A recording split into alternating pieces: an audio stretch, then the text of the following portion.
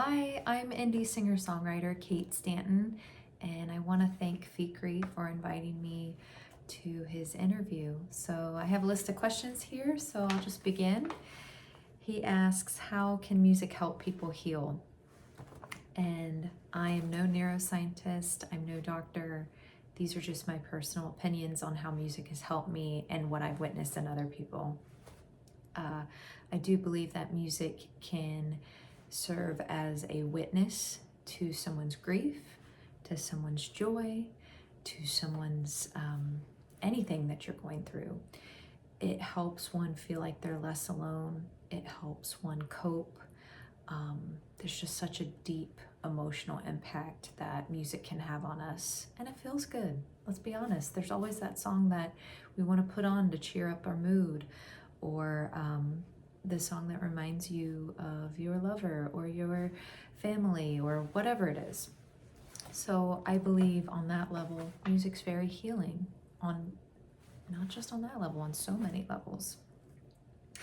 Number 2, he asks, can music actually act as medicine? It's ironic that you bring that up, because very recently I had a Chinese Mandarin interpreter look at a Chinese character for me to vouch for it.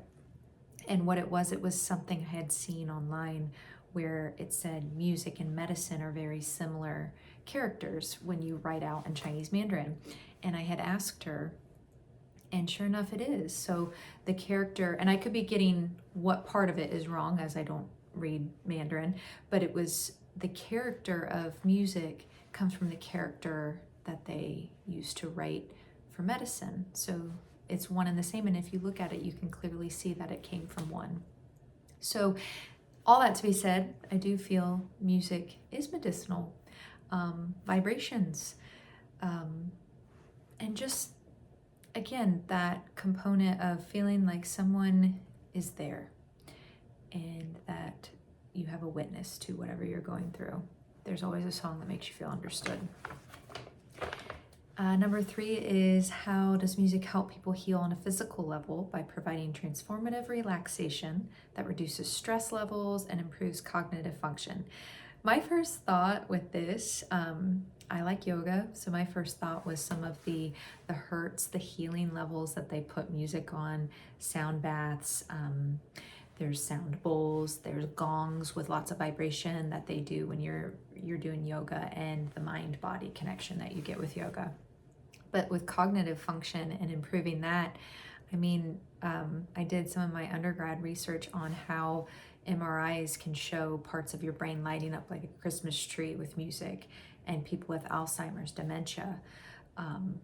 It's pretty incredible what that web inside the head music can just really connect places that no longer have connections when you do other things, such as memory loss, things like that. But music can take you right back to that moment. Number 4 is how listening to music increases the release of dopamine.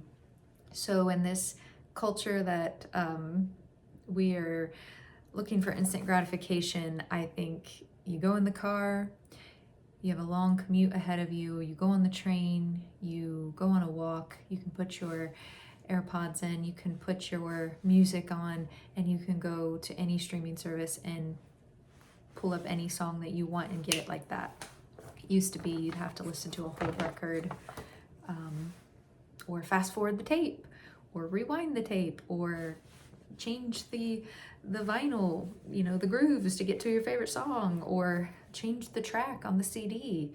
Or back in, like, I remember when I really started consuming music with iTunes and downloading songs or ripping songs and things like that. And now it's like, all we have to do is we are so privileged to be able to just simply type in, I want to listen to blah, blah, blah, Pink Floyd, Comfortably Numb right now. I've got that solo in my head and I want to listen to it right now. I know that might not be exactly what you mean by the dopamine, but that was my first thought, is in this culture that we all have our phones glued to us 24/7.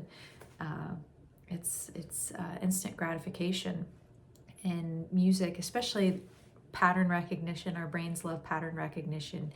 And with music, you get that hit when we don't even realize we're doing it sometimes. And you don't even have to be a musician to realize it sometimes, that you can predict where the song's going to go.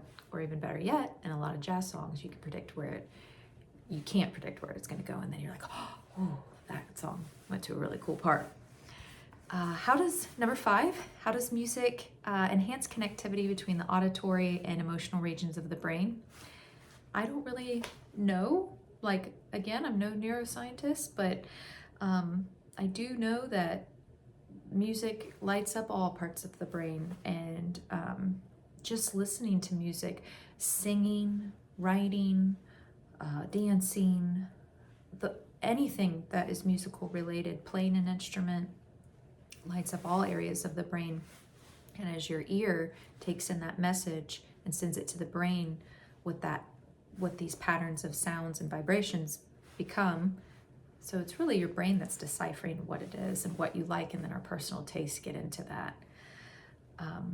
Number 6, how music can help reduce pain levels, promote relaxation, improve communication skills, and provide comfort during difficult times. I'm going to tie that in with my number 1 answer, because I am a big believer. Dr. Elizabeth Kubler-Ross wrote a book about grief and all the stages you go through in grief. And one of the final stages before you reach acceptance, I believe you have to have a witness to what happened to you, to what you're grieving. I see you. I'm sorry that happened. Let me be here for you. And if you don't have that as a person, I think music can be that. So it provides comfort during difficult times. I can think of 5 songs off the top of my head that help me through difficult times. And I'm sure if you can think of them as well. Everybody goes through ups and downs. How can music help heal emotional wounds? Again, I think sometimes with the language barriers, whether you know the language or not, music speaks to your soul. And I believe that that's why people like music in languages they may not even understand what the lyrics mean. It's like you can feel what that universal language is telling you, and it's a beautiful thing. So let's see. Number 8, how listening to certain types of music can evoke memories of happier times, providing a sense of hope and optimism, even when faced with difficult circumstances. You ask such thoughtful questions, Fikri. So just like I said earlier about your song being a witness to your joy, to your grief, whether it's a song that you chose for your wedding, which brings back memories of joy, or a song that you chose to dance to your first crush at prom, or whatever it may be. Or that song that you put on full blast in the car, that metal song that you just scream to when you're angry at a teacher, or whatever it is.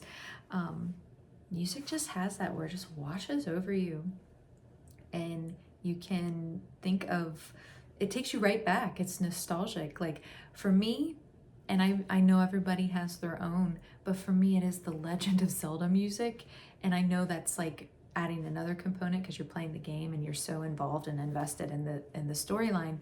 But the music, to this day, I'll hear it and I could be brought to tears or brought to complete joy based on those notes. So number 9, how music can help you improve cognitive function.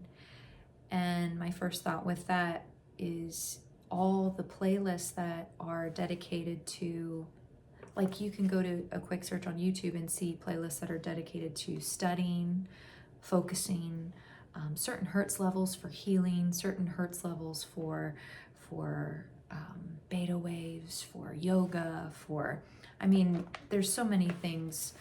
Study playlists for ADHD I've even seen on there, where it's a lot of binaural beats that are supposed to help you focus. And I'm sure that's very rooted in science. I don't have anything off the top of my head that I can reference, but I know I love to listen to classical music while I'm at work, something instrumental, and it helps me focus. So I feel like that improves cognitive function. Number 10, how listening to music can help stimulate the brain and improve memory recall. I think it's for memory recall, I think it's because of the amygdala and the emotions that are attached to music.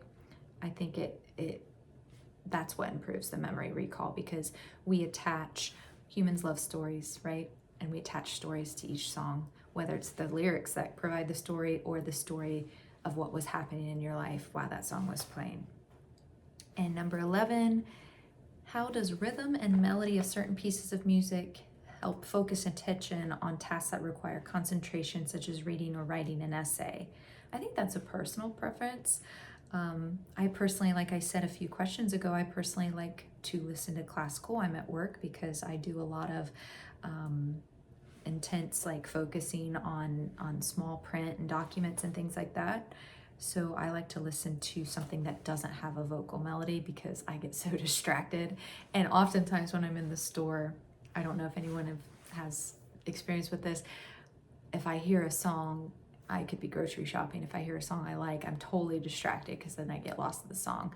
I have a very hard time separating. So I get very, very involved in the music. So I have to just do instrumental or even ambient, Brian Eno music for airports. That's a nice one to have on when you're doing yoga or meditation or something that you really want to get lost in your breathing and lost in focusing on your breath rather than the lyrics and what the message is trying to tell you.